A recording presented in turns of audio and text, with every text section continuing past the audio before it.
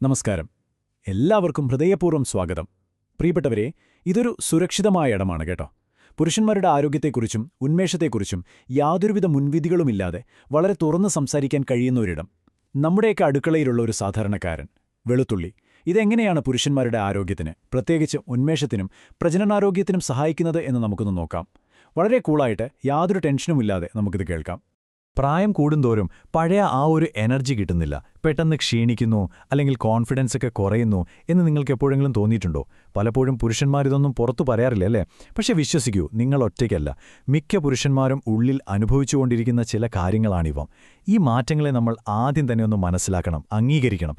അതാണ് യഥാർത്ഥ ആരോഗ്യത്തിലേക്കുള്ള നമ്മുടെ ആദ്യത്തെ പടി. ഇത്തരം കാര്യങ്ങൾ ഇനിയും അറിയാൻ ഒട്ടും മടിക്കാതെ നമ്മുടെ ഈ ചാനൽ ഒന്ന് സബ്സ്ക്രൈബ് ചെയ്തോളൂ.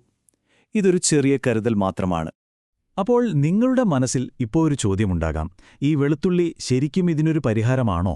ഒന്നു പറയാം, ഇതൊരു മാന്ത്രിക മരുന്നോ ഒറ്റമൂലിയോ ഒന്നുമല്ല കേട്ടോ.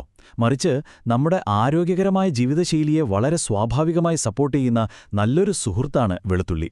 ഇത് നമ്മുടെ ശരീരത്തിൽ പോയിട്ട് കൃത്യമായി എന്താണ് ചെയ്യുന്നത് എന്ന് വളരെ സിമ്പിളായിട്ട് ഞാൻ പറയാം. ആന്റി ഓക്സിഡന്റുകൾ, ഈ വാക്ക് നമ്മൾ ഒരുപാട് കേട്ടിട്ടുണ്ടല്ലേ? ഇതൊന്നുമില്ല, നമ്മുടെ ശരീരത്തെ സംരക്ഷിക്കുന്ന ചെറിയ കാവൽക്കാരാണിവ.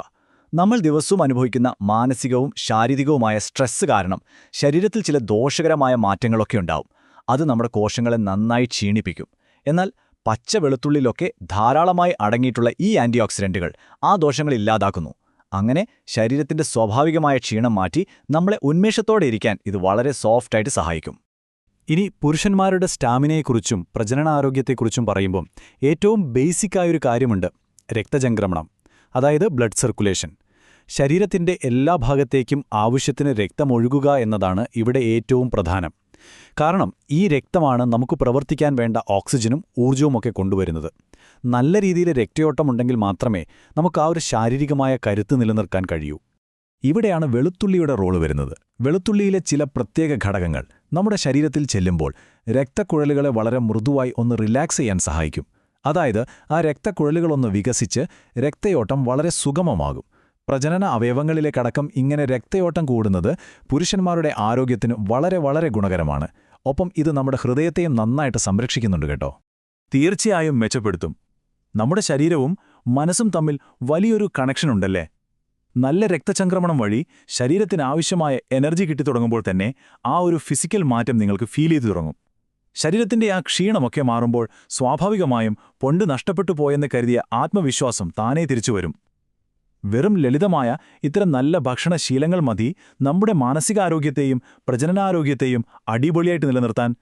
പ്രജനനശേഷിയുടെ കാര്യത്തിലും വെളുത്തുള്ളിക്ക് വലിയൊരു പങ്കുണ്ട്. ഇതിലെ ആന്റി ഓക്സിഡന്റുകൾ വൃഷ്ണങ്ങളെ സംരക്ഷിക്കുകയും അങ്ങോട്ടേക്കുള്ള രക്തയോട്ടം വർദ്ധിപ്പിക്കുകയും ചെയ്യും. ഇത് ആരോഗ്യകരമായ ബീജോൽപാദനത്തിന് നല്ലൊരു സാഹചര്യം ഒരുക്കുന്നുണ്ട്. അതുമാത്രമല്ല, പുരുഷന്മാർക്ക് ഉന്മേഷം നൽകുന്ന സ്വാഭാവിക ഹോർമോണായ ടെസ്റ്റോസ്റ്റെറോണിന്റെ ഉൽപ്പാദനത്തെ സപ്പോർട്ട് ചെയ്യാനും വെളുത്തുള്ളി സഹായിക്കുമെന്ന് പറയപ്പെടുന്നുണ്ട്. വളരെ നാച്ചുറലായൊരു പ്രോസസ്സാണിത്. ശരീരത്തിന്റെ കാര്യം നമ്മൾ പറഞ്ഞു. ഇനി മനസ്സിലേക്ക് വരാം. എന്തുകൊണ്ടാണ് മാനസിക സമ്മർദ്ദം, അതായത് സ്ട്രെസ്, നിങ്ങളുടെ ഉന്മേഷത്തെ ഇത്രയധികം ബാധിക്കുന്നത്? സിമ്പിളാണ്. അമിതമായ ടെൻഷൻ, ജോലിഭാരം, ഉറക്കമില്ലായ്മ, ഇതെല്ലാം നമ്മുടെ രക്തക്കുഴലുകളെ ചുരുക്കിക്കളയും. നമ്മൾ നേരത്തെ പറഞ്ഞ ആ ഫ്രീയായ ബ്ലഡ് ഫ്ലോയെ ഇത് തടസ്സപ്പെടുത്തും. രക്തയോട്ടം കുറയുമ്പോൾ അത് സ്വാഭാവികമായും ഊർജ്ജത്തെയും പ്രജനനാരോഗ്യത്തെയും ബാധിക്കും. അതുകൊണ്ട് നല്ല ഭക്ഷണത്തിനൊപ്പം മനസ്സിനെ എപ്പോഴും ശാന്തമാക്കി വയ്ക്കാനും നമ്മൾ ശ്രദ്ധിക്കണം. പിന്നെ വെളുത്തുള്ളി മാത്രം കഴിച്ചതുകൊണ്ട് എല്ലാം പെട്ടെന്ന് ശരിയാകില്ല കേട്ടോ. അതൊരു വലിയ ശീലത്തിന്റെ ചെറിയൊരു ഭാഗം മാത്രമാണ്. നമുക്കൊരു സന്തുലിതമായ ഭക്ഷണരീതി ആവശ്യമാണ്. ഉദാഹരണത്തിന് മെഡിറ്ററേനിയൻ സ്റ്റൈൽ ഡയറ്റ്, നല്ല ഫ്രഷായ പച്ചക്കറികൾ, പഴങ്ങൾ, ഒലിവെണ്ണ, പിന്നെ നമ്മുടെ വെളുത്തുള്ളി പോലെയുള്ള സ്വാഭാവിക സുഗന്ധവ്യഞ്ജനങ്ങൾ, ഇതൊക്കെ ഉൾപ്പെടുന്ന ഒരു രീതിയാണിത്. അനാവശ്യമായ കൊഴുപ്പുകളൊക്കെ ഒഴിവാക്കി പ്രകൃതിയോട് ചേർന്ന് നിൽക്കുന്ന വിഭവങ്ങൾ ശീലമാക്കുന്നത് ശരീരത്തിന് ലോങ് ടേമിൽ വലിയൊരു സമാധാനം നൽകും. ഇനി ഇതൊക്കെ എങ്ങനെ പ്രാക്ടിക്കലാക്കാം എന്ന് നോക്കാം. വെളുത്തുള്ളി വളരെ നല്ലതാണെന്ന് കരുതി വാരി വലിച്ചു കഴിക്കാൻ പാടില്ല. എല്ലാത്തിനും അതിൻ്റേതായൊരു ലിമിറ്റുണ്ടല്ലോ. അപ്പോൾ നിങ്ങളുടെ മനസ്സിലൊരു സംശയം വരാം, ദിവസവും എത്രമാത്രം വെളുത്തുള്ളി കഴിക്കുന്നതാണ് ശരിക്കും സുരക്ഷിതമെന്ന്. നോക്കാം. ഉത്തരം വളരെ സിമ്പിളാണ്. ദിവസവും വെറും 1-2 അല്ലി വെളുത്തുള്ളി. അതെ, ഇതാണ് ഏറ്റവും മികച്ചതും സുരക്ഷിതവുമായ അളവ്. ഇത്രയും ചെറിയ അളവിൽ നിന്ന് തന്നെ നിങ്ങളുടെ ശരീരത്തിനാവശ്യമുള്ള ഗുണങ്ങളൊക്കെ കിട്ടും. ഇത് നിങ്ങളുടെ വയറിനും യാതൊരുവിധ അസ്വസ്ഥതകളും ഉണ്ടാക്കില്ല. കൂടുതൽ കഴിച്ചാൽ ഗുണത്തെക്കാളേറെ ചിലപ്പോൾ ദോഷമായിരിക്കും. അതുകൊണ്ട് ഈ ഒരു ചെറിയ ശീലം മാത്രം നമ്മൾ ഫോളോ ചെയ്താൽ മതി. ഇനി നമ്മൾ സ്ഥിരം കേൾക്കുന്ന മറ്റൊരു ചോദ്യം: പച്ചയ്ക്ക് കഴിക്കുന്നതാണോ അതോ വേവിച്ച് കഴിക്കുന്നതാണോ നല്ലത് എന്ന്. പച്ച വെളുത്തുള്ളിയിൽ അതിന്റെ ഗുണങ്ങൾ മാക്സിമം ഉണ്ട് എന്നത് സത്യമാണ്. പക്ഷേ എല്ലാവർക്കും അങ്ങനെ കഴിക്കാൻ പറ്റില്ലല്ലോ. ചിലർക്കത് നെഞ്ചരിച്ചിലോ വയറ്റിൽ പ്രശ്നങ്ങളൊക്കെ ഉണ്ടാക്കും. അങ്ങനെ ബുദ്ധിമുട്ടുള്ളവർ അത് പാചകം ചെയ്ത് തന്നെ കഴിച്ചോളൂ. നമ്മുടെ സാധാരണ കറികളിൽ ചേർത്ത് വേവിച്ച് കഴിച്ചാലും അതിലെ ഒരുപാട് ഗുണങ്ങൾ നമുക്ക് കിട്ടും. നിങ്ങളുടെ ശരീരത്തിന് ഏതാണോ കംഫർട്ടബിൾ ആ രീതി നിങ്ങൾക്ക് തിരഞ്ഞെടുക്കാം. കൂടുതൽ കഴിച്ചാൽ പെട്ടെന്ന് റിസൾട്ട് കിട്ടുമെന്ന് നമ്മളിൽ ചിലർക്കെങ്കിലും തോന്നാറുണ്ടല്ലേ? പക്ഷേ വെളുത്തുള്ളിയുടെ കാര്യത്തിൽ അത് വേണ്ട കേട്ടോ. നമ്മൾ നേരത്തെ പറഞ്ഞ ആ 1-2 അല്ലിക്ക് മുകളിൽ കഴിച്ചാൽ അത് ചിലപ്പോൾ വായ്നാറ്റം, നെഞ്ചരിച്ചിൽ അല്ലെങ്കിൽ ദഹന പ്രശ്നങ്ങൾ എന്നിവയ്ക്ക് കാരണമാകും. നമ്മുടെ ലക്ഷ്യം നല്ല ആരോഗ്യം വീണ്ടെടുക്കുക എന്നതാണ്, അല്ലാതെ പുതിയ ബുദ്ധിമുട്ടുകൾ ഉണ്ടാക്കുക എന്നതല്ലല്ലോ. അതുകൊണ്ട് മിതമായ ഉപയോഗം എപ്പോഴും ഓർമ്മിക്കുക. ഇനി വളരെ പ്രധാനപ്പെട്ടൊരു കാര്യം പ്രത്യേകം ഓർമ്മിപ്പിക്കുകയാണ്. വെളുത്തുള്ളിക്ക് രക്തത്തെ നേർപ്പിക്കാനുള്ളൊരു സ്വാഭാവിക കഴിവുണ്ട്.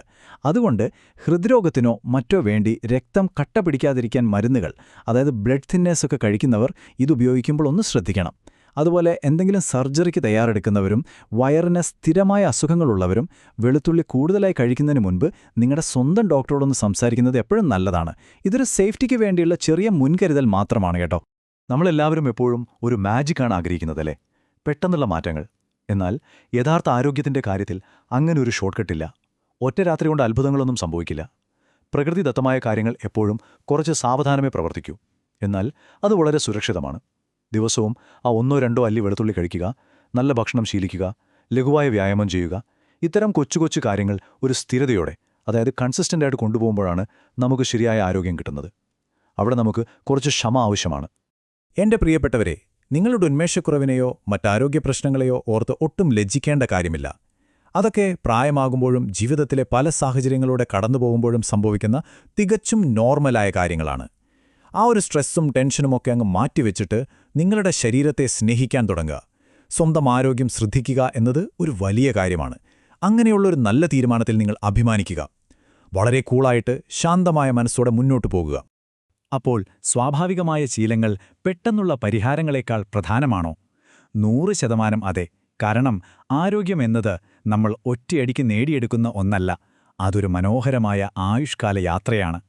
ഈ വിവരണം നിങ്ങളുടെ ആരോഗ്യത്തിനും സമാധാനത്തിനും ഒരുപാട് സഹായകമായി എന്ന് ഞാൻ വിശ്വസിക്കുന്നു. ഇത്തരം നല്ല കാര്യങ്ങൾ ഇനിയും അറിയാൻ ദയവായി നമ്മുടെ ഈ ചാനൽ സബ്സ്ക്രൈബ് ചെയ്യുമല്ലോ. ഓർക്കുക, ഇന്ന് നിങ്ങൾ തുടങ്ങുന്ന ചെറിയൊരു നല്ല ശീലം നിങ്ങളുടെ നാളെയുടെ ഊർജ്ജമാണ്.